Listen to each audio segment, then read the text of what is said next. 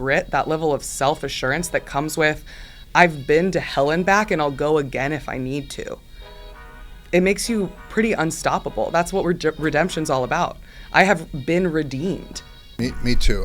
Our good buddy Jason at Squatch Frontier Fitness in Austin, as soon as I was getting to know him a little better, he brought up to me this girl, Dani, that I just had to meet. And then, you and I met doing some relief work down in Kerrville, which I think was the picture perfect place for us to meet and be doing some good shit and then really get to know each other a little bit and all that. Totally. So, but as soon as he told me about you, I knew I had to meet you, and I did, and I have not been disappointed. So thank you for coming on the show today.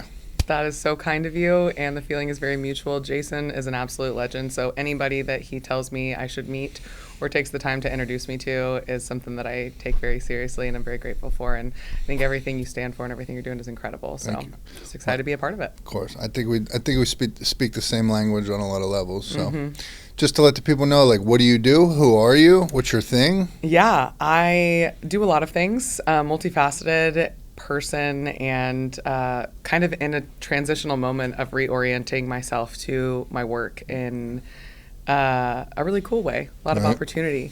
So my main thing is called Bold Strategy, and it's a consulting business that helps wellness-based businesses scale through sales and marketing, which are my areas of expertise. And so I've been doing that for about 3 years and been able to help a lot of businesses that I really believe in and individuals that I really care about grow the thing that they're passionate about by doing the things that I'm passionate about. So that's really rewarding, really cool. And I named it Bold because I am bold. That's a defining characteristic of me as a human, and I want to work with people that are willing to be bold about the way that they approach whatever their thing is, which is why I have so much respect for you, because there's a level of boldness to the way that you approach the 100 miles and, this podcast and your weekly calls and everything is just like, we're going to do it. We're going to figure it out. We're not going to let all of the reasons that we could say no and be scared be bigger than the reason driving us forward. And so that's the mentality that I like to work with. Another side of me is a little bit more artistic and creative, and I have a floral design business called Maracata Floral. I do events and editorial photo shoots, so no weddings, although I am doing a couple weddings for some people that I know that are getting married. Smaller scale, don't have a big floral budget. Dani, will you throw something cool together for me? And really, I just like to play with flowers and have this artistic way about it. So I kind of say like I'm a sculptor with flowers. I like to make something with a lot of dimensionality, a lot of texture, a lot of flow. I'm not just going to throw hydrangeas in a vase and up 12, identical arrangements on circular tables for a conference. Like that doesn't really excite me in any way. So it kind of stays on the back burner, and I do it on a as desired basis, and I really love that. And then in addition to that, I've been leading to those two things, which are my businesses. I've been leading a fitness community for the last 15 months, and that experience has led me now to my next thing, which will be building my own community that'll be called Bold Events. Let's go. Yeah. You were doing quite a bit. I'm a busy person. And one may not think so coming from where you came from, because you and I are both very much in the same club when it comes to, we've had some issues with substances in the past. So to see who you are now and to see this, you know what I mean? I would never expect that you ever had any type of history like that, much like a lot of people tell me, which is the best compliment you could get. But if you would, can you kind of take us back there and paint this picture for us? Like, what was your, I don't want to say what was your rock bottom, but like when you were at your worst, what did it look like? Yeah, not this. And that's why, I wouldn't be the woman that I am today if it wasn't for that girl. Somewhere between a girl and a woman is where she was. It was kind of, my relationship with substances characterized my 20s, essentially. And so what it looked like at the worst, what I would call rock bottom, was just a dependency on different substances in order to get through the day. So high level, what that looked like is that after I graduated from UT, I'm a Longhorn, so hook 'em horns, and I moved to New York City at 22 years old, sight unseen. Vast difference. Very different. Like, if you think about Europe and the United States, size-wise, Texas and New York are in different countries. And that's kind of how it works culturally, you know? So there was a culture shock element. I mentioned that I consider myself to be a bold person. This is part of that. That willingness to just be like, you know what, I'm going to go figure it out. I don't need all the answers. I just need a couple of tools in my tool belt. Now at 22, I had the beautiful but very potent naivety of like, this is going to be great. I know everything, kind of that bravado of being fresh out of college, did well in college. My addictive behaviors hadn't shown up as much because I was involved in a religious organization in college, and I now have a really great relationship with my higher power that I call God. And I go to church often. I don't take attendance for myself. My higher power doesn't take attendance for church.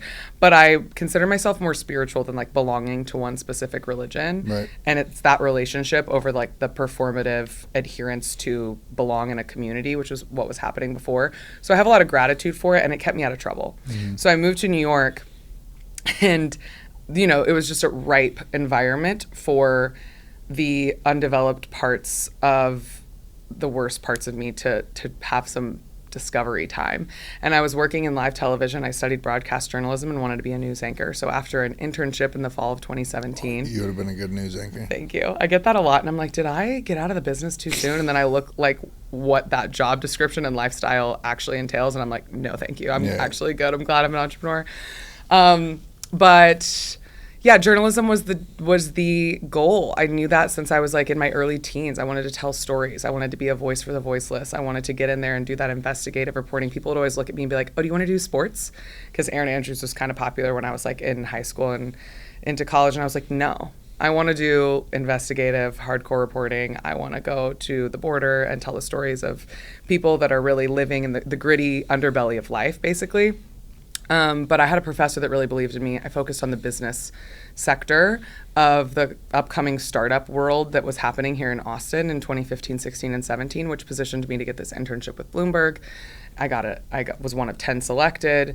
They called me and offered me the internship. I said, that's a no-brainer. Here I go. I'm going to be in a global newsroom, first job out of college. Let's do it.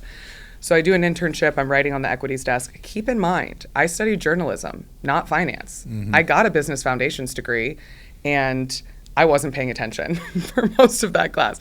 So the equities, the markets, the stocks, that was all foreign to me. I was overwhelmed is what I want to paint. I was overwhelmed with the way everyone's overwhelmed when they get out of college. I was overwhelmed with New York City, the way that New York City is incredibly overwhelming, even for someone who's seasoned and moves there as a partner and knows what they're like with a partner and knows what their career is going to be. Like I was solo, 22, under-resourced, and I had this really hard job, which was that I was on the 5 a.m. show. So I had to be in the office at 3:30 a.m. So my circadian rhythm was really off, and I ended up falling dependent on marijuana to sleep and eat at the right times. And I could get it delivered to my apartment. So it was too easy, and it felt at the time like, oh, I'm just figuring out how to take care of myself. This makes sense. This is my medicine. And it was slow and sure in terms of ramping up to being out of control. It wasn't like the first time I took a puff of weed, I was like, oh my gosh, and then I went on a bender. Like it was chill, like weed is, until it wasn't. Right. And I couldn't sleep or eat or function really without being some level of high. And then it makes you sleepy.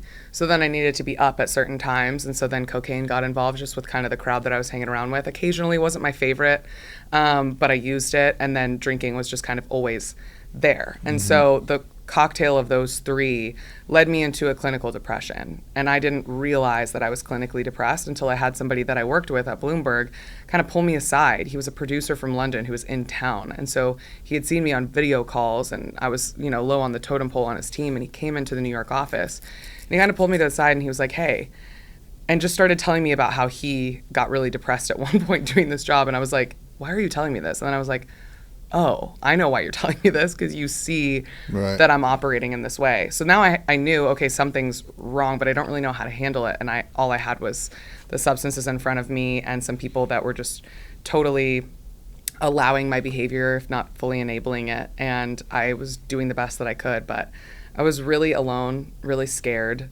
really sad, and didn't see a way forward. Right. So I just kept doing it. Yeah. That's so, one of the things I'm always talking about is our willingness to be open up and be vulnerable and share experience and stuff like that. And right there shows you how powerful it is when this random guy just finds a very tactful way to let you know, like, that he's been there too. And I mean, that's what it's all about. Like, if it wasn't for that conversation, who knows how far you could have continued to go down, especially around all these other people who are just co-signing your shit. Totally. And he probably doesn't even remember my name, honestly. Like, if I added him on LinkedIn, he'd probably be like, who is this girl? Nah. But I had another coworker who was more of a peer, kind of like casually and gently suggest that I get on antidepressants. She's like, oh yeah, about like 6 months in is when I got on antidepressants too, like really flippantly. And she was working a waitress job. So we would get off at noon and then she'd go work a waitress job. And I was like, okay, we're not making enough money. No one's having a good time. Journalists are cynical by nature. There was and continues to be, probably at some level, even though I've been out of a newsroom for years, an old boys club feel to it. Can I, this is a very dumb question. What is cynical?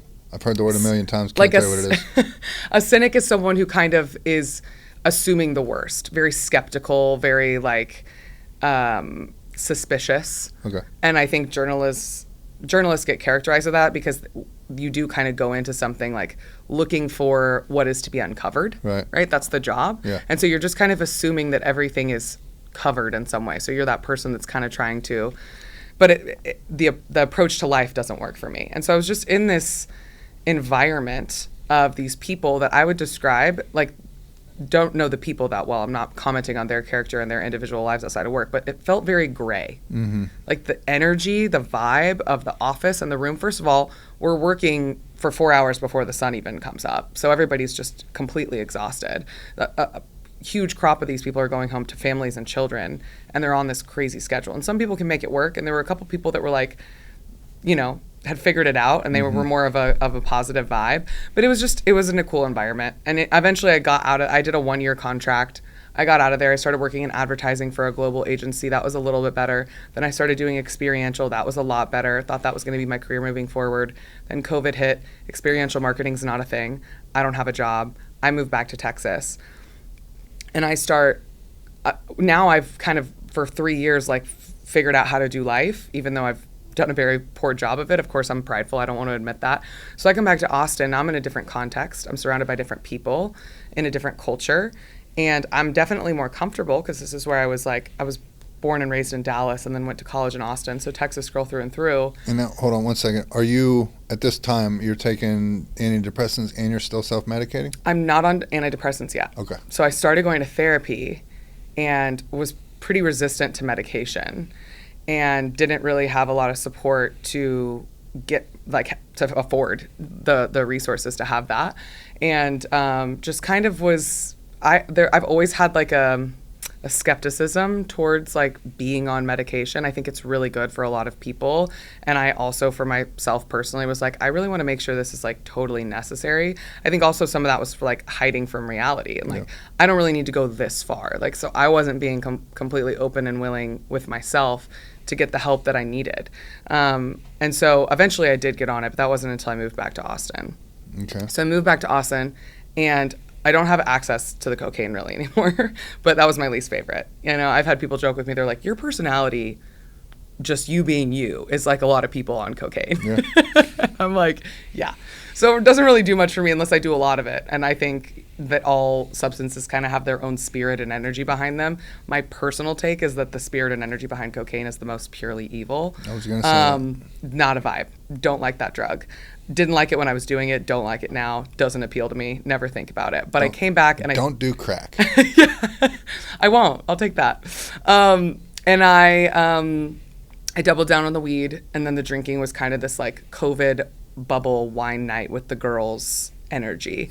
And so, where two people were sharing a bottle, I was finishing a bottle or two by myself type of thing, and then also would get high when everyone left. And so it was just, the situation was me trying to figure out how to do the life that I had built here. That wasn't going to work anyway. Plus, now I was having a different mirror reflected back to me from the people I was around, because they weren't these, anywhere from, at best, disgruntled to also mentally unhealthy journalists or just New York trying to make it people. They were in their early 20s as well, and in Austin and on their first or second job just figuring it out, and I was over here like trying to party or trying to, just take everything and push it to the limits. And so I started to get this feedback from my peer group of these new friends that I had made by default of just where I lived when I moved back, that was just like, maybe you shouldn't smoke as much as us, or maybe we should,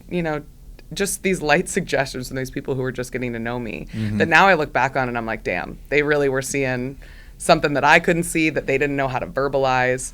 And that all spiraled into eventually in January of 2022, I had gotten on some mood stabilizers. I was working with a therapist. I was not doing great. And I was getting the help I need. I had acquiesced a little bit to the reality of like, something is wrong. I am not okay. This isn't just going to solve itself. This isn't a phase that I'm just going to get through, because that's a lot of what I think for folks in their early 20s or any age, but especially like that formative years, you can just be like, oh, this is just a phase. Oh, of course they're partying. They still are going to figure it out. And like, for me, there was very much a difference between the people that like just liked to party and wanted to go out, and me like needing to alter my state of mind in order to feel okay. Yeah.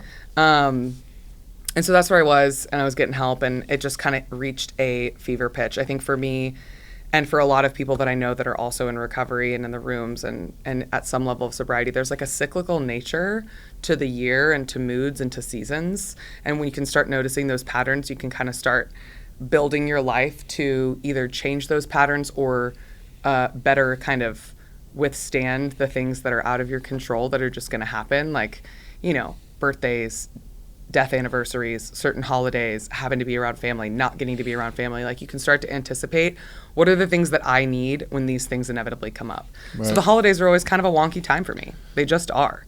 And after that, I really saw like the lowest that I had been, and that was just not wanting to be here anymore in a really serious way. And I think everybody can understand what I mean when I say that. And it was to the point where I was like, it was like throbbing. It was something that I had dreams about. It was something that I woke up thinking about. It was something that just sort of prevailed in my mind as like, and this is really where it's at. It wasn't a desire to take that action against myself. It was a desire. It was being in so much pain and not having a way out. Yeah. Feeling like I had tried everything.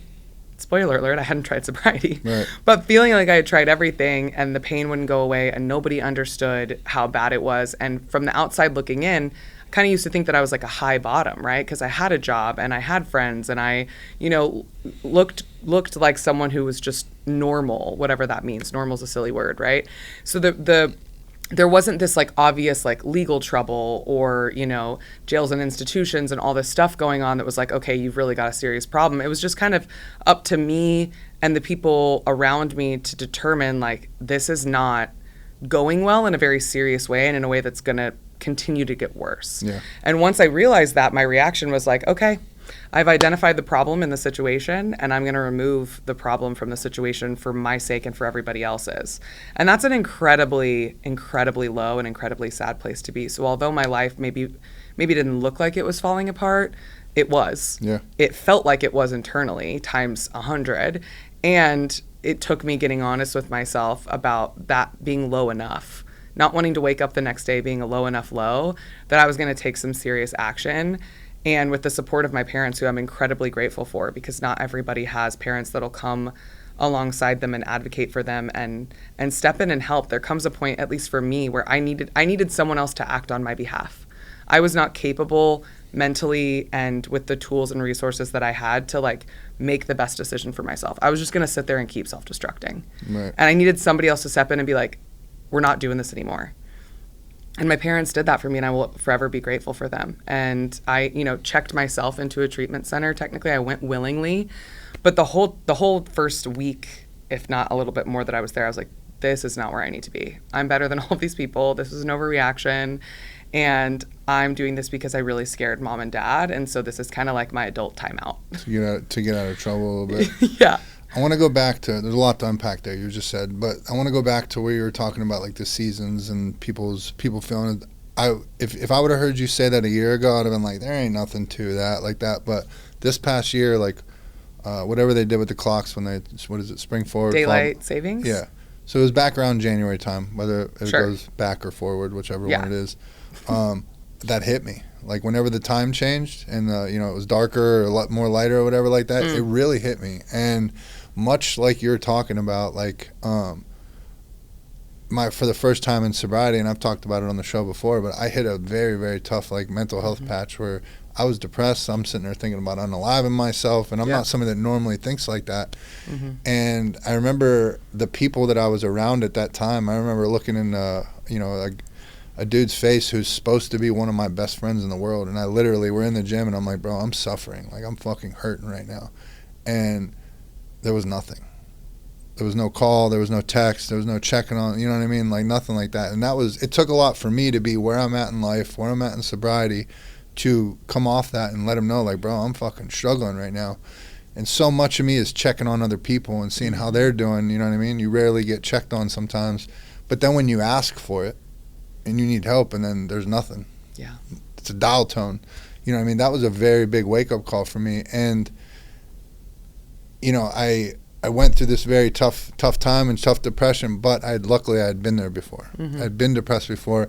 I knew it was all about the people I was surrounding myself with. What do I need to get back to that I'm not currently doing, which at the time I needed to get back into running, needed to get back into the community, I needed that outlet, needed to sign up for a race.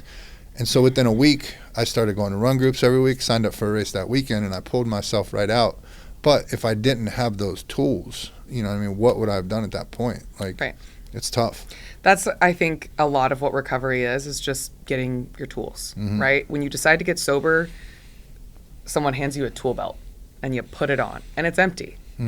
And I am not an advocate of a specific way to do sobriety. Sobriety is a highly individual choice, and people have different definitions for it and different paths they take down it, and I am not a proponent of any particular way. I've found some things that work for me right now, and I'm open to them not working in the future or different things working better, like the openness, the open-mindedness, the willingness, and the honesty to navigate life on life's terms, which is from the book. I know you know that. And like, life on life's terms means not on my terms, not deciding, you know what, for me, waking up at 5:30 a.m. and hitting a lift session is how I stay sober. Well, I'm not going to be able to do that. There's a season of life coming for me, I don't know when, but at some point where I would love to be a mother.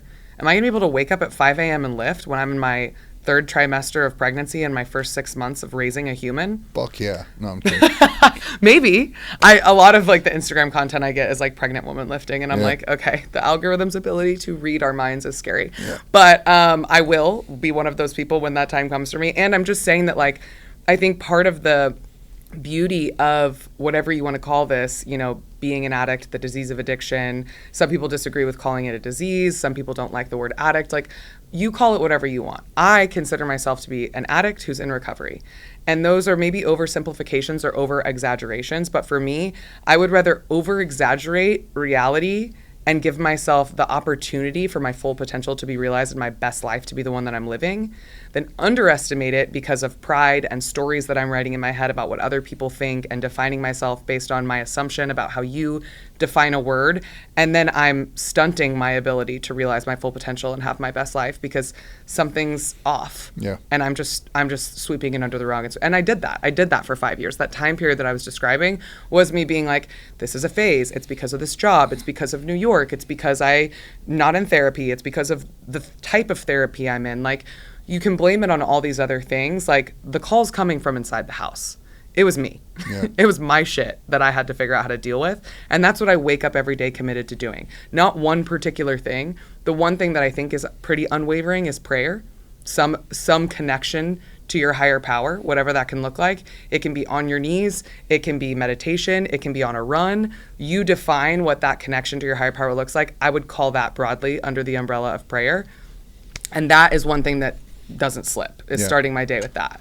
The one, prayer is huge. The one, I don't ever want anybody to think that, excuse me, I don't want anybody to ever think that I'm anti 12 steps, because it's my foundation. And I think it's the perfect foundation for anybody newly getting into sobriety, right? And what, you know, working with a lot of people in recovery or that in treatment, one of the things I can't really say is, like, you're going to find what works for you. Hopefully, God willing, you're going to find what works for you. But understanding, like, I know when I came into the recovery world, I was allowed to think that like the program was my like end all be all. Meeting makers make it. This is it. And then you see the guys that are 10 years sober and they're still in the rooms. And you're like, all right, well, this is what I got to fucking do. And the way I like try to liken it or explain it is like, I go back home where I'm from, Youngstown, Ohio, right? And no fault of anybody else. There's people that choose to stay where they grew up and they still live there. And then there's people that choose to go off and do other things. I left at 18 with the military and I've gone and kind of seen the world. But when you're living in Austin, Texas, like everybody's busy. Nobody gives a shit what anybody else is up to. Everybody's running around like ants doing their own thing. You go back to a small town, everybody's kind of in each other's business. Sure. They're, you know what I mean? He's doing this, she's doing that. Who's fucking who? Like, and it's all that. And I'm very aware of it when I go back because it's like they try to pull you back into that small town kind of mindset.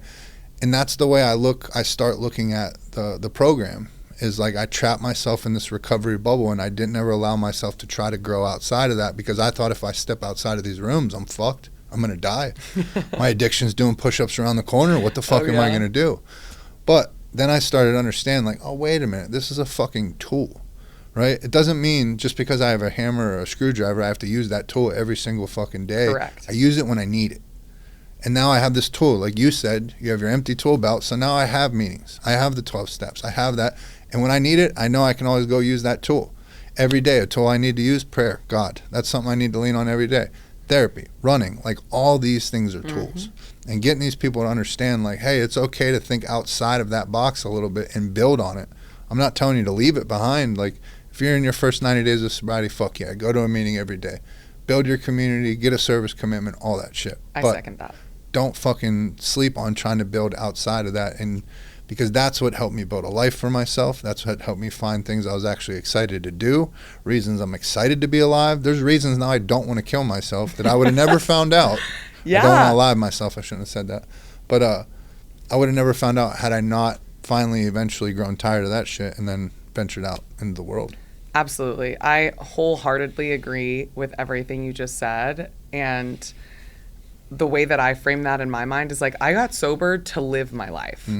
And this is a foundational way that I live my life, but it's not my entire life. It being the 12 steps, it being meetings, it being like recovery.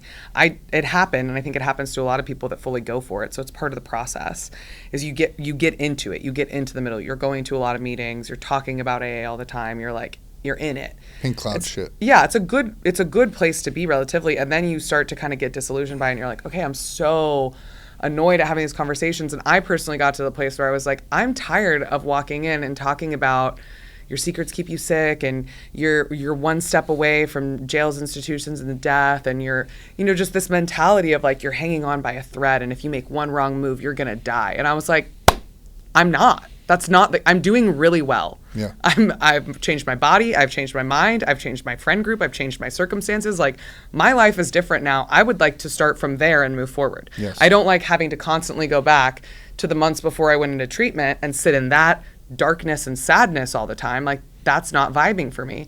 And thankfully I was able to say that to my sponsor. Right. I had cultivated a relationship where I could be honest enough to be like, I don't like AA right now. I don't want to go to meetings. And she was like, okay. What do you want to do in order to keep your recovery your priority? Yeah. She didn't say, well, you have to go to meetings or you're going to die. Right. She said, everything that you have that you just listed that you're excited about are the first things that you're going to lose if you deprioritize your sobriety. Yeah. So if you don't want to go to meetings, fine. What do you want to do to prioritize your sobriety outside of that? Yeah. How can you want to pick up a service commitment?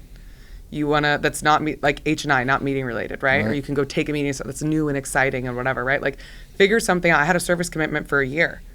It was the only calendar year that I've stayed sober for an entire calendar year and didn't relapse. Coincidence? Probably not. Right. Like, so being able to, I think that one of the most important things is like, everything you said is true. Like, I'm not an evangelist of AA, but it's a really useful tool in my tool belt. It's part of the foundation that has dried, that this whole house of this big, beautiful, bold life that I have is built on. And so I have a lot of reverence for it. I have a lot of gratitude for it. And it's not the title of everything every day all the time, because I've been allowed by the grace of God to expand beyond that. But as soon as I forget that that's my anchor, I start to drift. 100%. Damn, you said something. I was all caught up in what you were just saying there. I had something I wanted to say, but that was good shit. And you threw bold in there, which I loved. Yeah, that'll be a good clip. That's what I was thinking in my head. I didn't want to say it out loud. I remember, and I may have said this to you before, but I remember, the treatment center I went to, I would go back and I would speak all the time. And then the documentary came out, and so I ended up becoming very close with the owner there. He's no longer the owner, but he was. And he would always bring me back there to speak. And so everybody at the treatment center knew who I was. Mm-hmm. They knew the work I was doing in the community. They knew what I represented. They knew everything. And so I remember they would always ask me to be speak or be the representative of the treatment center. And so they had gotten contacted by somebody at the Capitol they wanted a veteran to be able to come and speak on mental health and substance abuse. And so I believe he was the discharge coordinator. He was whatever he was at the treatment center. He didn't really know me. And so he called me and we're having this conversation and he asked me to do it. And I'm like, yeah, anything you need, I got you. And he's like, I just got a couple questions I'm going to fire off. And as soon as we get those out of the way, we'll get you all lined up. And he goes, first question, are you currently suffering from, any mental health, substance abuse, this and that? And I was like, no. And he's like, what do you mean no? And I was like, I'm not. And he goes, well, you said you're in recovery, right? I was like, yeah, absolutely. He's like, well, and then he went right into the shit of my fucking addictions, doing push-ups around the corner, this and that. And I was like, bro, I understand what you're getting at. You want me to say that I'm currently suffering from, but if I answer yes to that, that would give this picture that I'm just white-knuckling it through life, that tomorrow morning if I wake up, I don't know if I'm going to get fucked up or not. That is not the life I lead right now. If you want to start throwing book shit back and forth, I've recovered from a hopeless state of mind and body. Yeah, I'll still say that I'm an addict. It's something I suffer from, but it's not who the fuck I am. Mm-hmm. And so me and him had to have this back and forth where it's bro, if that's the way you live your life in your recovery, I don't know, man. It sounds like you're going to be chained to that shit for a long time. If you're walking through every single day for the rest of your life thinking some fucking magical spirit's doing fucking push-ups around the corner, bro, I live happy, joyous, and free now. Life is fucking good. I love that. And there's so much, I believe firmly, I will stand on this, I'll die on this hill. Let's go. That the 12 steps of AA are a personal growth framework with a guarantee for spiritual awakening. Any human being, addict or not, can benefit from honestly and thoroughly working those steps in the way that serves their goal, right? It's just an enlightened personal growth framework. If you back up from it being about AA and being about an addict and being about this disease that's out to get you, do you want to get better? Right. This is kind of uncharacteristic, but I'll go Bible. Do you want to get well? Right. I think a lot of people, especially in this town, want to get better. It's very clear from what they post on Instagram, from what they're doing for their work, from the way they show up in the gym, from the conversations they're having at the steak nights and the parties that we're going to. I want to get better. I want to realize my full potential. I want to do everything that I can do and then surprise myself with some more. And for me, it's I want to honor what God created me to do on this earth because I have this deep-rooted feeling that I'm meant for something really big. I used to want to be a news anchor because I really wanted to be an actress. I wanted to be on TV and I wanted to be famous. If I get straight up, if I just let my ego be vulnerable and raw, I wanted to be famous. I was I like being on a stage. I like having the lights, camera, action in my face. I'm a good performer, which that's a whole nother conversation about how I learned to perform in order to gain love and attention that I didn't feel I was getting, right? So okay, let's turn this into... any ex-boyfriend that just heard that one, what do you mean? What is she performing at? Hey guys, how you doing? No, so I got really good at that and I was let's turn this into a career. And then I started getting my grades back and I was I'm really smart. I'm not just going to go move to LA and wait tables. I'm going to be on TV, but I'm going to get a degree, boom, news anchor. That's the math that went on in my head at 13 or 14 so that when adults were asking me, what do you want to be when you grow up? And I needed to get affirmation from my answer to that. And I said news anchor and they go, oh my gosh, you're so pretty. You're going to be great at that. And I said, okay, cool. I'm going to do that. And look where it led me. The fucking pit. Right. Chasing everything that wasn't of substance on this amorphous narrative that a 14-year-old brain wrote to make the adults around her pat her on the back. And now I'm studied this in college for 4 years and I'm pursuing this. Is this really what I want to do? Is this really who I am? Those are how we make decisions. And so having this framework of the steps, having the accountability of a sponsor, having people around you that are going to not co-sign your bullshit to the full extent that others may, That's what I get from going to AA. I'd say 50% or more of the times I go, the vibe that I walk into that meeting with is like, ugh, I have to make it to this meeting. I don't really want to do this today. I don't feel like I have time for this. I don't feel like I need it. And I've had enough experience with being in recovery to say, I'm going to go anyway. Mm-hmm. And I can tell you one thing, I have never left a meeting in a worse mood than I got to a meeting in. Right. And I've often left a meeting feeling like I gained something, feeling like I heard what I need to hear, seeing someone that I wanted to see, running into someone that I felt like I was meant to talk to that person. So for me, being in recovery is like my greatest asset. Yeah. It really is. You worry about people at home and, mom's friend and sister's, whatever, like, what are they going to say? What are they going to think? I've released that. That's theirs. They can think whatever they want to think. And if they want to talk to me about it, I'm completely open to having a conversation about it and sharing my truth and what I have to share in an honest and vulnerable way. But what it is for me, it's my greatest asset. It's my superpower. Because guess what? The thing that's tried to kill me and scared me the most is me. Right. The person that's broken my heart the most is me. The person that's fallen short and disappointed me, it's me. So you don't scare me. Opportunity, person, man who is or isn't showing up in my life, friend who is or isn't being there for me the way I need to, parents, opportunity, job, fill in the blank with what life can throw at you. Because of what I've been through with this recovery journey, and I'm really just getting started in a lot of ways, I believe in myself. Right. To face it. And so that level of strength, that level of grit, that level of self-assurance that comes with, I've been to hell and back and I'll go again if I need to. It makes you pretty unstoppable. That's what redemption's all about. I have been redeemed and I will be redeemed again if that is what needs to happen. So come at me with whatever you got. I'm ready for this life. Yo, you are a clip factory today. I'm ready to run through a fucking wall. You couldn't be more right. To me, I shout it from the rooftops. Like, this shit is a superpower when you figure out how to channel it. There's a gentleman that he and I are in contact. We got in contact through social media. He comes to our Thursday night meetings, the Redemption Crew meetings. I have to make one of those calls. You do? Yeah. It was another epic one last night. You missed out. I bet every week is epic. I'll be there. It's pretty good. But we got on the call last night, and he's very new in his sobriety journey, and he's found this meeting, and he's on fire for it right now, because he finally has his life back. And he and I have talked extensively, and he taps in with the people he needs to, but he doesn't have that support kind of from his family. And so a lot of his loved ones are, why are you talking to these strangers about our, problems? And they just don't understand that world. Right. And so he lives somewhere where he feels like he can't talk about it or he can't open up to it because he's going to be judged. And so I was trying to, I'm trying to relay my message and what I do the best I can to him, but we're in two very different places. And much like you said, he's going to hit that point where, bro, you're going to realize this thing that you're a little bit insecure about is your greatest fucking asset pretty soon. As soon as you quit giving a fuck what anybody thinks and you start understanding that you talking about it helps a person, the first time somebody says because you talked about your shit that you saved their life or you did this, you're like, oh, wait a minute. I could be helping these people. Fuck what anybody else has to say. This is what I'm going on.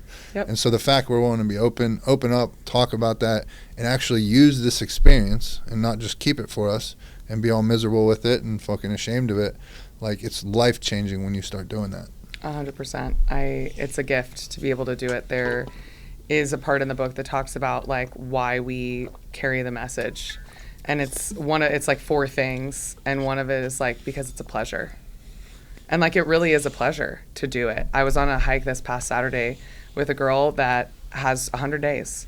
And she's 21, and she reminds me so much of myself when I'm 21, which means that she is really smart, really capable, beautiful, cool, just kind of has a cool factor to her. She's also a fucking mess, and she's probably going to listen to this, so I love you, girl.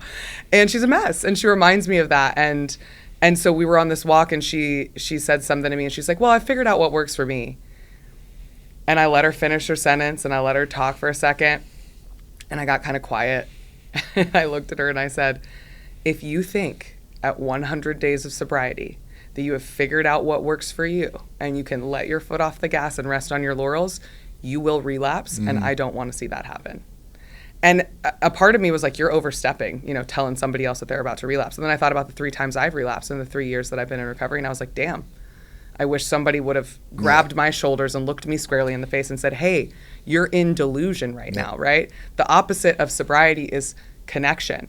The state of mind that you're in when you're in sobriety is living in reality. Mm-hmm. So a delusional thought, to the extent of like, yeah, I'm 100 days in, I figured it out. I was like, yo, girl, no. You haven't. I go, you've started to figure out some of the things that work for you, and that's awesome. Keep doing those things, but double down. Yeah. I would just recommend to double down. I go, you don't have to take my advice. This is what I wish I would have done, and I will answer the phone. You can call me at any time of day, any time of night, from jail, from a different state. What do you need? I got you. I'm never going to judge you. You're going to go on your own path. Right. But let me tell you what I'm hearing when you tell me that 100 days in, you figured out what works for you, and now you can start getting focused on everything else. Because that's just not how this shit works. Yeah.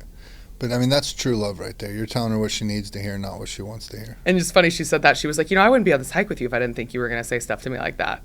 And I was like, cool. All right, let's do it. Let's go. Right. That was one of the most beneficial people. I remember going into the VA, and that was like really where there's a place in Temple called the Domiciliary, and you basically live there. And I did 8 months there, and you have what do you call it? He's a therapist, you're a case manager or whatever. Sure. And there was one dude you did not want to get. Like, he was the hard ass, you don't want to get him. And I remember hearing that, I'm like, fuck, of course I'm going to get him. And then sure as shit, I get him. Dude ended up being one of the best dudes ever because he wouldn't co-sign my bullshit. Yep. You know what I mean? He'd call me, and not many people will do that. There's not many people that would just call me out like that, but he would every time. And I'm like, God. To the point where once he did it a couple of times, it's like, all right, I'm not going to feed this dude bullshit anymore. You know what I mean? And I really started being my authentic self and all that. And now you can really get somewhere. Right. But it takes someone loving you hard enough to be like, wait, you see me? Yeah. All right, let's do this. And when I was saying that to her and got that intense with her, I was talking to her, but I was talking to me. Yeah. I was talking to the younger version of myself that thought she had it figured out and she was all good and she didn't need this anymore. And then she went back into it. And one thing that they say, we can go back and forth about whether calling it a disease is the right way to look at it, right? I don't really think that, but this disease is progressive is something that you hear a lot in the rooms. That shit is true. It gets worse faster, and it gets more intense faster every time you look back into that door. So like that door is now shut and bolted, and I have all these things in front of it that is like my fitness, my friendships, my practices, my relationship with God, that like I can't even get to the door to reach the knob to try to go back into that room or the version of myself that says, you know what, fuck it. Honestly, fuck it. No one's going to care. It's not that big of a deal. It is a big deal, and a lot of people care. And the future version of me that impacts insert number of lives, thousands, maybe millions, fuck it, let's throw it out there. They care. Yep.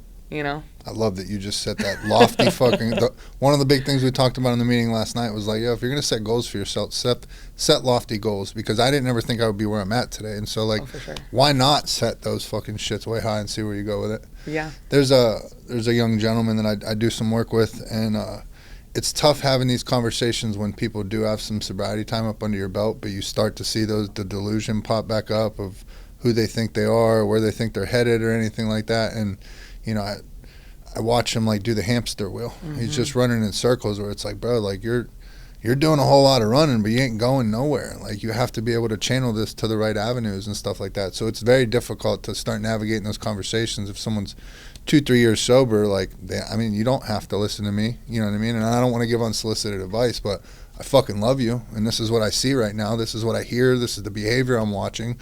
So like, if I was you, I would change it. You know what I mean? Like, I don't want to, like you're saying, I don't want to see you get fucked up. Yep. But it's tough. But it's absolutely tough. I think it's simple but not easy. Yeah. And that phrase itself, characterizes a lot of things. One of the most classic recovery sayings, one day at a time. It's something that I've clung to dear life to. It's something that I thought is so annoying, depending on where I'm at and my orientation to it, depending on my spiritual health, really. But one day at a time, if you just think about that phrase, that's simple and not easy. Yeah. Right?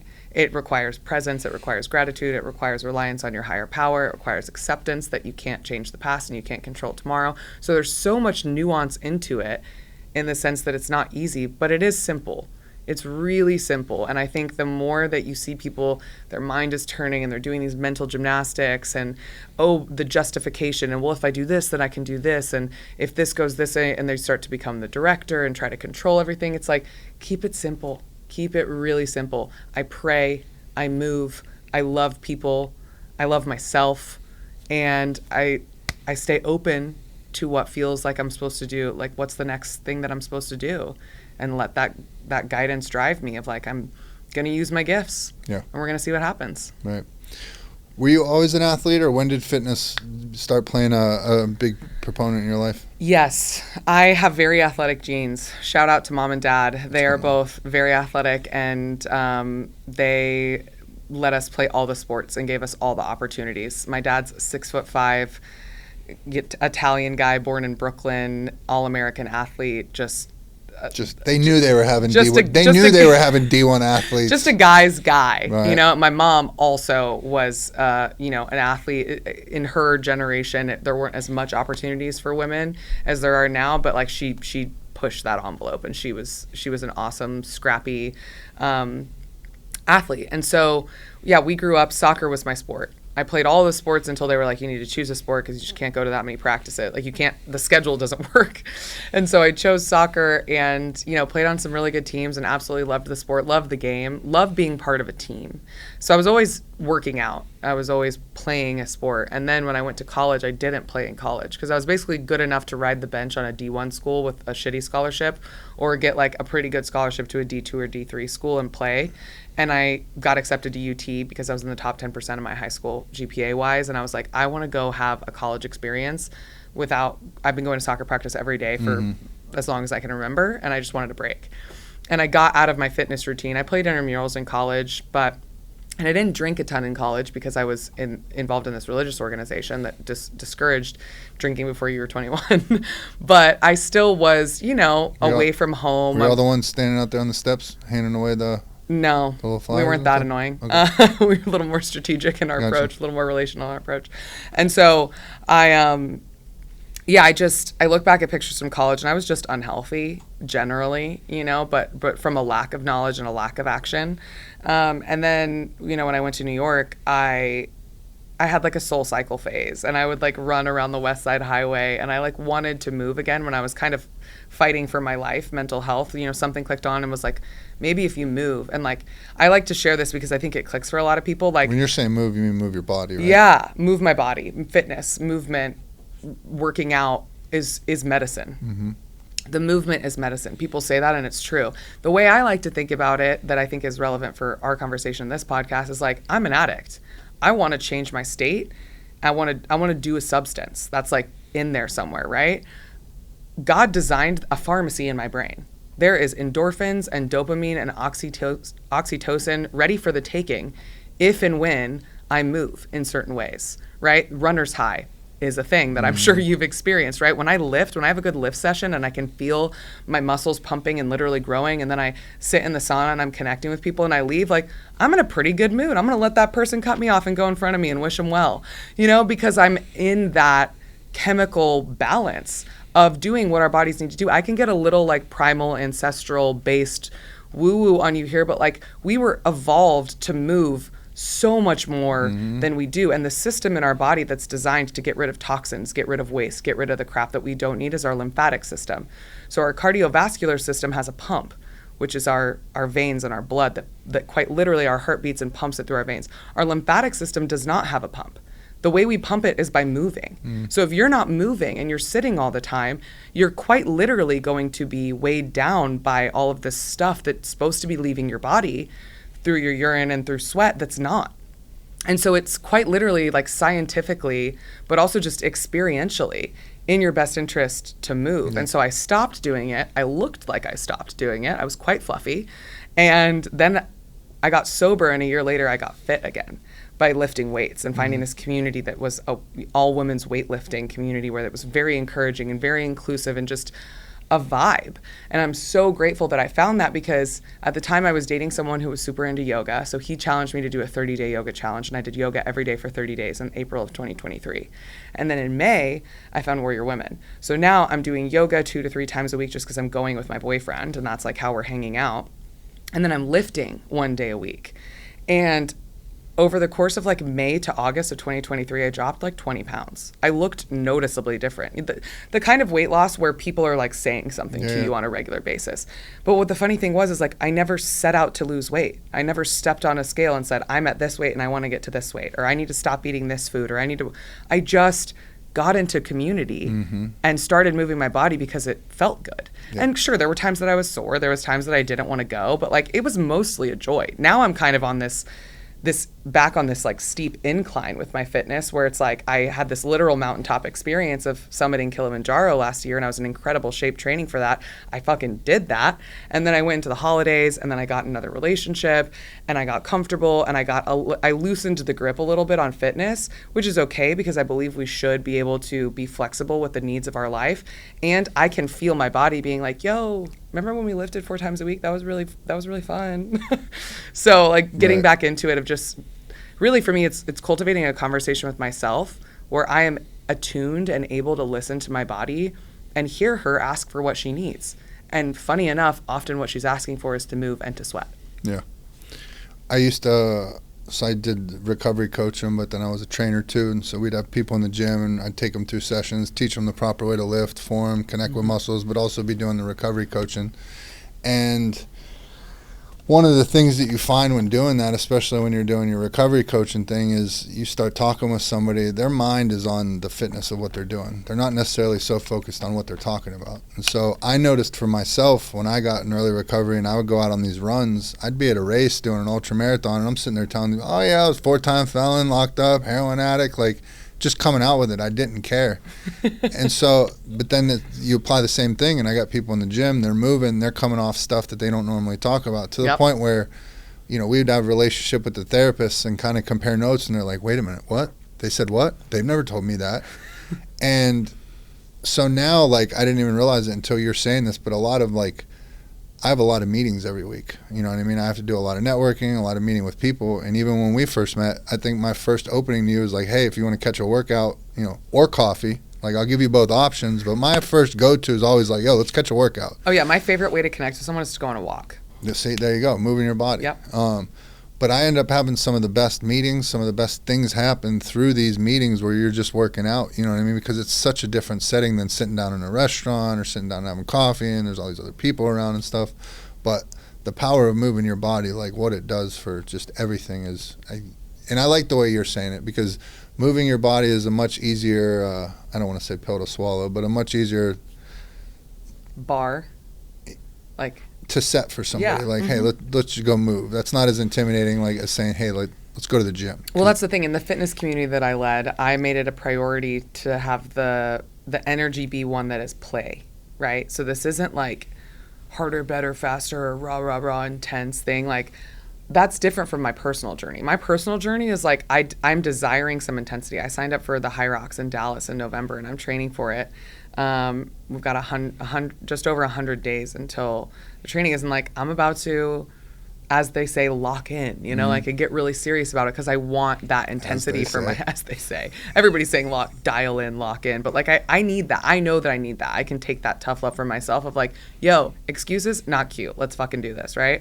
But I think in as a matter of connecting with others, as a matter of, like you said, getting them in that space where they can be vulnerable and talk, just move. The bar is movement. The bar is that playfulness. Our bodies are designed to do that, and the connection that your body and your brain have when you're moving is different than your body and your brain have when you're sitting in a sterile room talking to a therapist or sitting in a coffee shop, you know, worried about what other people are thinking or can anybody hear what I'm saying and all that kind of stuff. So there's also science behind like shoulder to shoulder versus face to face. And a lot of times if you're moving and connecting with someone, you're shoulder to shoulder. And so they're not looking in your eyes and telling you their deepest, darkest secrets and their lowest lows. They're kind of talking with and to themselves and letting you hear it. And that's why people can kind of flow when they're on a walk. If you look at how men normally connect with each other. I was just going to bring this up. Men are shoulder to shoulder and women are face to face. I actually was thinking, I love the way you've set up this podcast conversation because I truly most of the time have forgotten that I'm on camera. You'll see the moments that I remember because I'm like fixing my hair, but like I'm just talking to you, looking you dead in the eyes, having a conversation with my friend. And that's a really cool vibe. And we can do that. We get to do that because one, we've connected outside of this room. And also I find that two two addicts can dive deeper more quickly because we just have this look of like, you've seen your shit, I've seen my shit, our shit's probably similar at some level, and let's talk, let's really talk and do this. But for anyone, I think that's just it's a modality to connect is movement, and I like keeping it at that. I like to ruck now because I was going on so many walks that now I was like, let's just throw some weight on this and make it a little harder and a little more fun and burn a little more calories. So I'm rucking all the time. Right. Yeah. The ruck, I've been recently brought into the ruck community, and I can't say enough good things about it. Like, as a runner, I'd always look at me like, these motherfuckers, they just want to walk around. Taking it easy. And I come from the military, you know what I mean? So I'm like, oh, they just don't want to run. But then you get out on a ruck, number one, that shit is not easy. But you also have the opportunity to have some of these conversations and connect, you know what I mean? Huge line of people, you connect with all these people, and it's just, man, I feel you've lived all over, I've lived all over. Like, I don't know that there's a day goes by that I don't feel so blessed to be in Austin. Just because it's like the connections you can foster, there's communities, like, you could be a runner. I don't care what kind of runner you are. I don't care what kind of people you are. You are going to find your fucking group of people that are out there running. There's something out there for everybody. But, I mean, fucking Austin's got Quidditch, mountain biking. Like, it's just such an active city. And a lot of the, when I worked in the treatment industry, people obviously come to a treatment center from all over. And I would always ask them, like, where are you guys going back to? And then they tell me these little tiny dots on the map that they're going to go back to. And obviously there's some people that are married or, have reasons they need to go back. But I'm like, man, if you have the opportunity to at least stay here for sober living or something like that, like, see what Austin has to offer. Because in many ways, this city saved my life just because there's so much to do and so many outlets. Yes, 100% yes. I'm so grateful. I think it's a God thing for me that I was in Austin when I was figuring this all out. I know people that have gotten sober in New York and LA, and it's incredible. There's a lot more history there. Ohio is where it all started, But so there's good recovery everywhere. But Austin just feels exceptional in the lifestyle that supports recovery that isn't recovery. Like, that's what I love. It's like a lot of my friends and the people I spend the most time with are not in recovery classically, but they don't drink and they live a really healthy lifestyle and they have certain other things that they deal with. And so we're able to connect on this deeper level of like, we're trying to get better and we're trying to be the best that we can. And we know what our things are and we're dealing with them. And then alcohol isn't present, but not in this, like, we can't have alcohol your way. It's just like, I was at a pool party with like 40 people a couple weekends ago. Not one canned alcoholic beverage or bottle of alcohol in sight. This was not a sober event. There were people there that drink, but like, these are just healthy people. And I think Austin is redefining or setting the tone for a modern, healthy lifestyle. And that's why I think people are coming here in droves and why connection is multiplying and amplified here, because a lot of people are on the same page about trying to be healthy here. And something that happens when you're healthy is connecting with other people, which equals community, which equals you can find your people, whoever your people are. And so this is one of the best towns to just, if you have an interest, go join the group. That group is going to embrace you with open arms, and now you have friends. Yeah. Or you have a starting place to like make your friends, right? And that's what happened. I met my best friend at Barton Springs, and we were never friends. We met for one coffee, and it was like, I'm keeping you forever.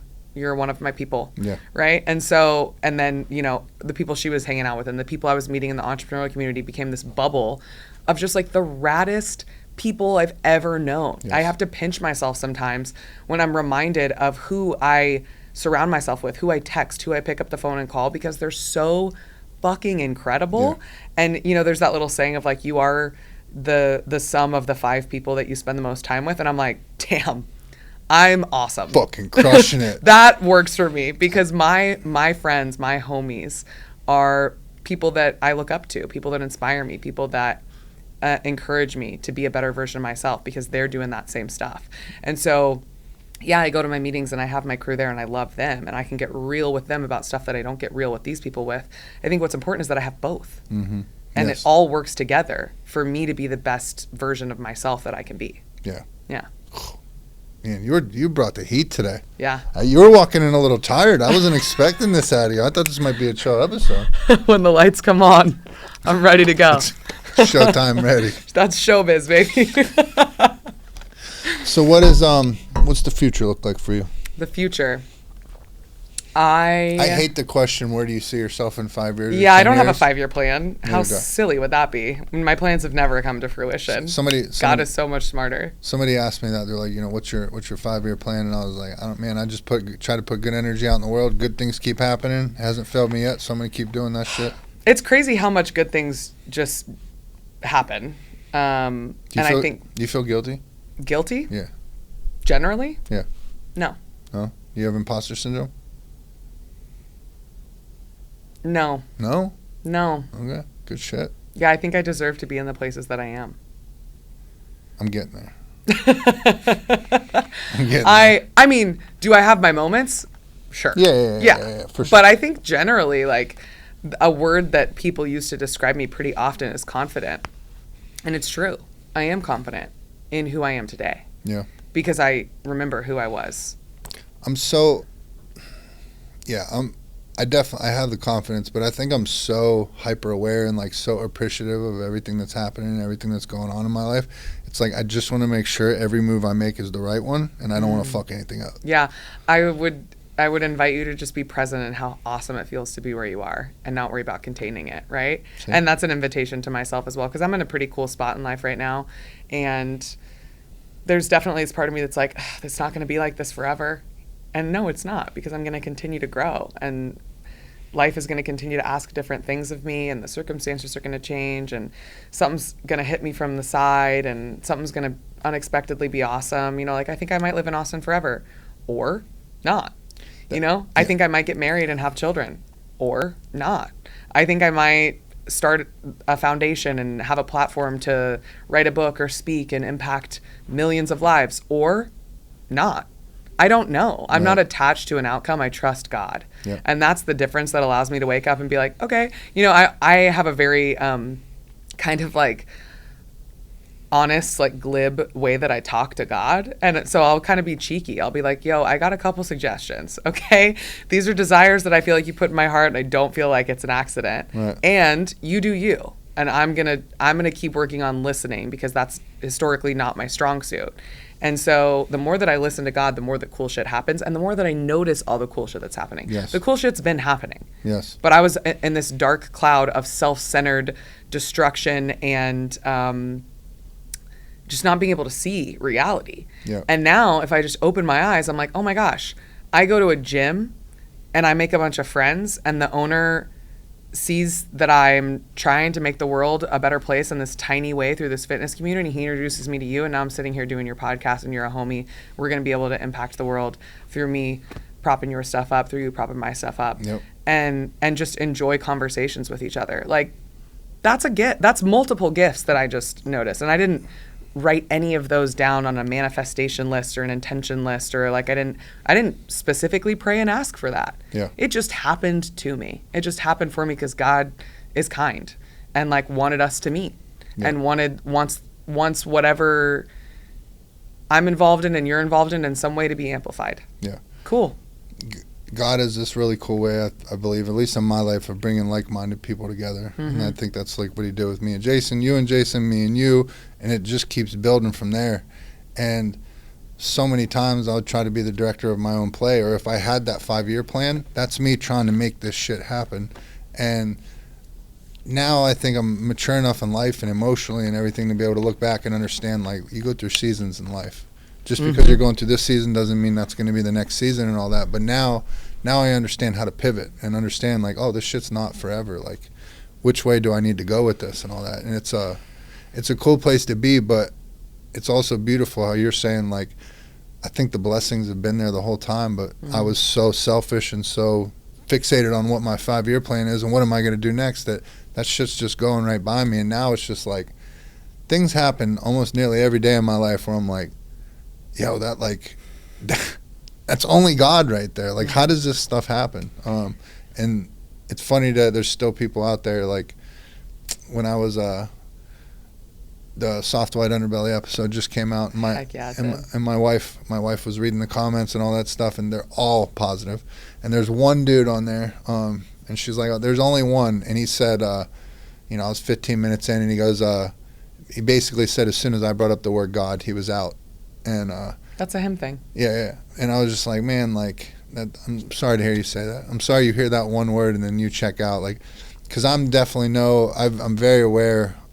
I've never been one to, I don't like when somebody wants to force God on me. Mm-mm. You know what I mean? Anytime they do that, I retract. Yep. And I think I do a good job of talking about God, but talking about my experience with it, because it makes people ask questions.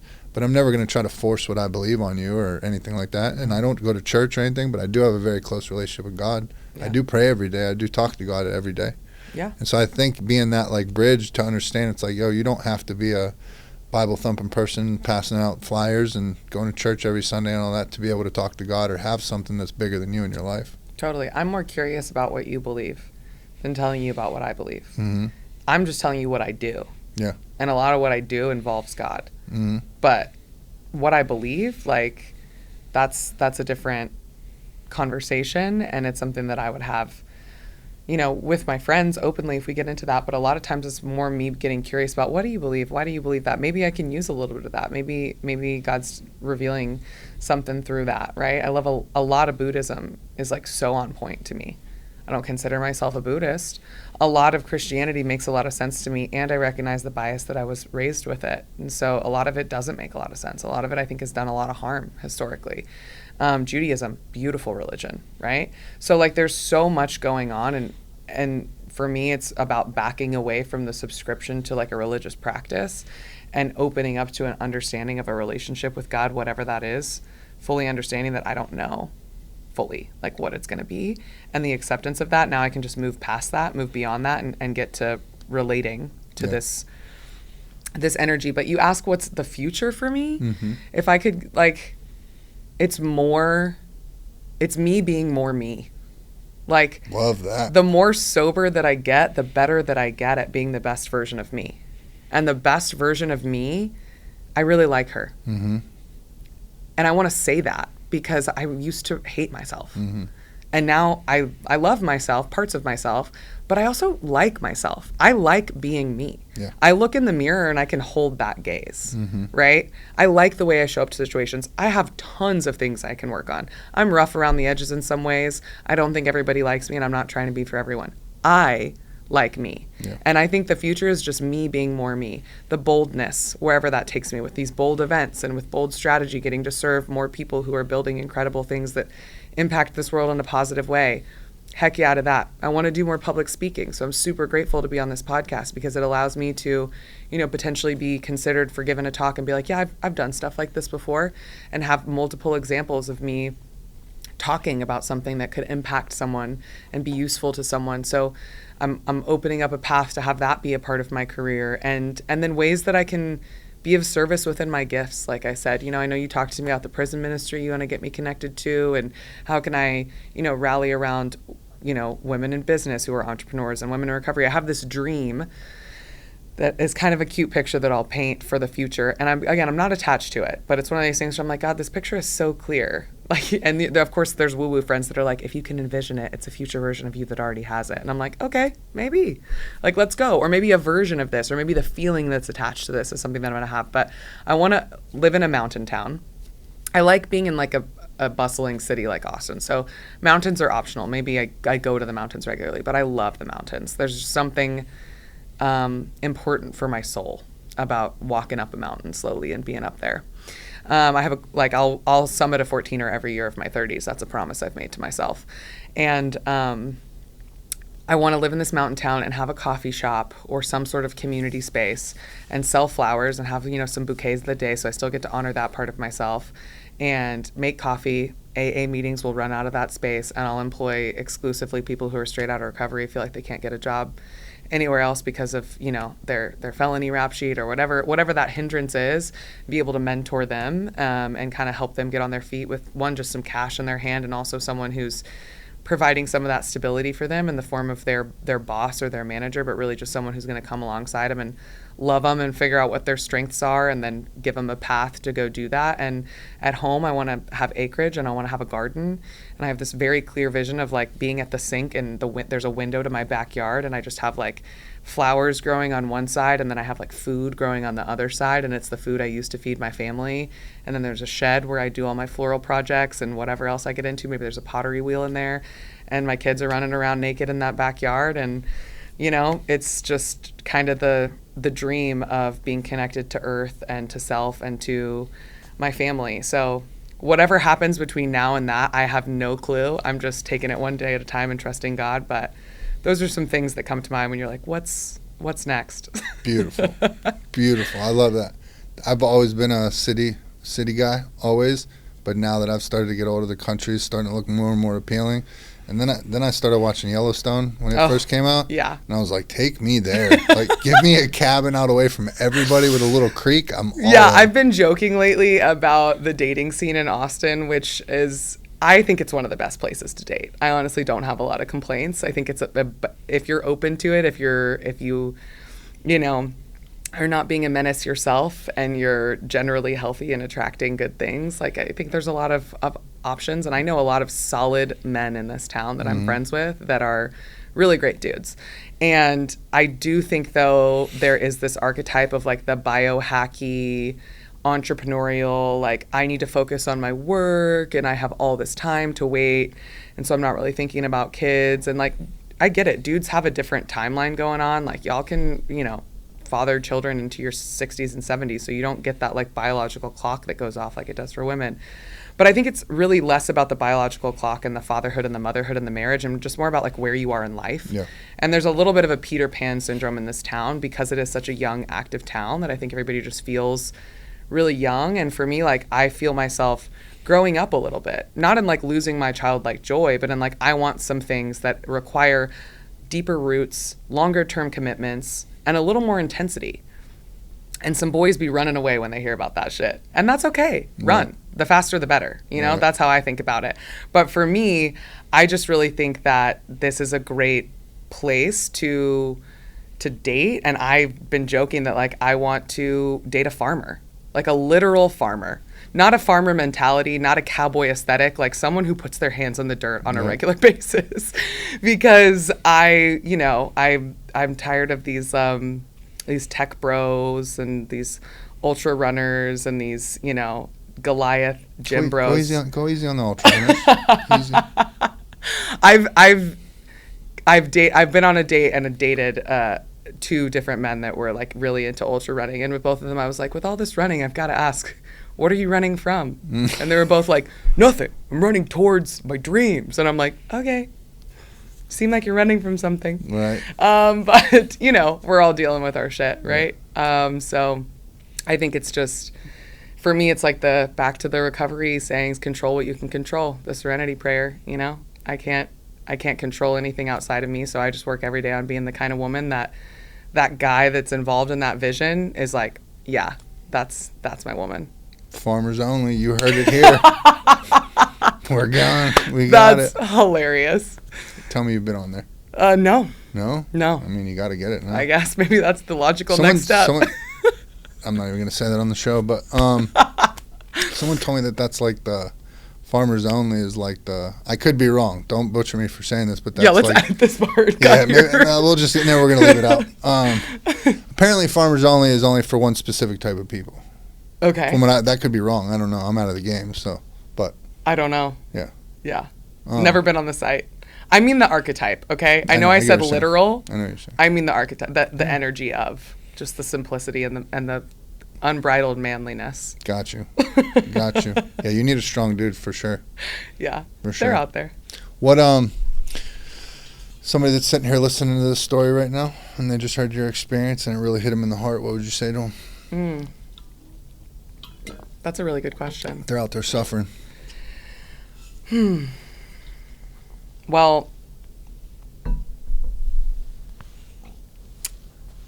I would say find a way to regularly get honest with yourself. That's what I would say. It can be a journal. It can be a friend. It can be a walk and you stop at a certain tree and you talk to that fucking tree. Like, I don't care what it is, but if you're not getting honest with yourself, you're going to slow your rate of getting well. And also, I'm available. I'm in a point of my recovery and in my life where like you can send me a DM and chat with me. I've had that happen a couple times where I've been able to have the opportunity to speak or go on someone's podcast, and people have reached out and said, hey, what you said really landed with me. And I responded back and they were like, oh my gosh, I can't believe you just messaged me back. And I was like, please do not get it twisted. Like, I'm not an influencer.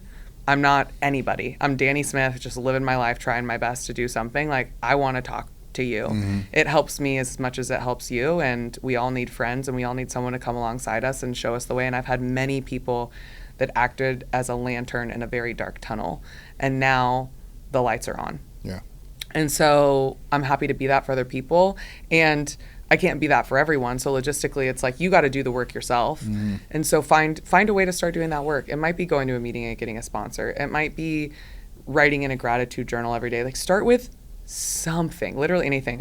Lowest barrier to entry, go on a walk. Yeah. Get up, go on a walk. It's hot in Texas. I don't care. Go on a walk almost every day. Go on a walk and be off of your phone and outside and be with yourself. Yeah. And start getting used to that process of being with yourself, because as uncomfortable as that might be, here's the cool thing about recovery. It's uncomfortable, but you get more comfortable being uncomfortable, so that if the goal in life, this is, I think, the sickness of our society, if the goal in life is to be comfortable, you're fucked. If the goal in life is to be able to navigate being uncomfortable, now we're talking. Now we're getting somewhere. Recovery is extremely uncomfortable. All of the things I've done in recovery, at some point I did not want to do them or think I should have to do them. And now I do all of them with gratitude, most of the time, not all of the time, because I see what they do for me. So I would say to someone, like, find one thing you can do that is a way that you respect yourself and a way that you're honest with yourself. Maybe it's just brushing your teeth every morning. Maybe you skip that. There was a time in my life where I did not brush my teeth twice a day. Brush your teeth every morning. Make yourself a meal that isn't where you have to unwrap plastic to get to it. You know, go talk to a friend. Go to that coworker at that job that you hate, that service industry job that you hate.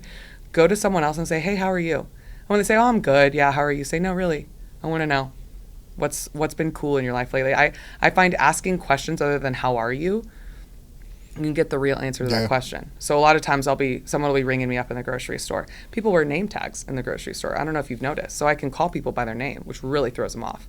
So I'd be like, hey, Ava, how are you today? She's like, I'm good, thanks. I'm like, what's the best thing that's happened to you in the last 48 hours or the last week or whatever? She'll be like, I don't know. And she's ringing up my groceries, and people are like visibly like, I want to do that now just to make somebody uncomfortable. Well, it does make them uncomfortable, but in a way where you can see them soften. Right. You can literally watch them soften and be like, oh my God, I've been standing here ringing people's groceries for 4 hours and no one has looked me in the eye. Right. And you look like you actually want to know how I'm doing. That can change their whole day. Or not. Or they're just like, wow, that girl was annoying. I guess she wanted to do her fucking random act of kindness. Go for you, queen. You know, like, I don't care. Like, I'm just trying to share some of the things that helped me, and getting out of my own head and realizing that everybody else has their problems, and this narrative where like everybody's doing great and my life sucks is not true. It's a way of getting honest with myself. The honest truth is everybody's got their shit, and also everybody has the opportunity to look at the sun, look at where they're living if they have a shelter, and find a fucking reason to be grateful. Let's fucking go. Let's go. Good shit. Good shit. Now, end on a fun question. For whatever reason, it's my favorite question to ask. Tonight, you're walking out for the UFC Women's Championship of the World. What is your walkout song? My walkout song. Oh my gosh, that's so funny. There's so many options running through my head. You can't spring music on me like this. That one song. A musical decision. It just gets you ready to wreck shop. First one that comes to mind. I'm going to say Lose Yourself by Eminem. Can't go wrong. Yeah. Can't go wrong. There's never. I can get behind that. Never been a time I heard that song where I was mad at it. Exactly. Ever. It's just, it gets you going. It gets the people going. Love it. Good shit. Where can people find you? At Party Danimal on Instagram, party2_Danimal, and everything else I do is in that bio. So that's the best way to get in touch with me. When you came up with that name, you're like, "Whoa, that's one right there." I didn't know that it was going to become kind of like my little brand or whatever. I have people that'll like see me at parties and they're like, Party Danimal. Like, it really does fit. I grew into it. It's a good one. I didn't know when I created it. And it was funny, when I got sober, my mom was like, do you want to change your Instagram name? And I was like, no, I'm still going to be the life of the party. I'm just going to remember the party. Right. Whoa, damn, that's a t-shirt right there. That's a t-shirt. That's good. Well, thank you so much for making the trip. I'm so glad we got to sit down and do this. Yeah. We'll definitely do it again when you got some big stuff coming up. Wonderful. Thank you so much for having me, Shawn. I really appreciate it. My This was absolute awesome. pleasure, and I'm looking forward to whatever we got cooking coming up. It's going to be some good stuff. So the way we like to wrap up the episode, Oh, gosh. everybody got to hear your story. They got to know a little bit about you, but if you take a look into your camera and maybe throw out some I am statements to let the people know who you really are. It could be, I am bold, I'm beautiful, I'm a badass, I'm loved, I'm a woman, whatever you want it to be. All of the above. There you go. Okay. How many do you want? Whatever. It's yours. Whatever you want to do. I am bold. I am worthy.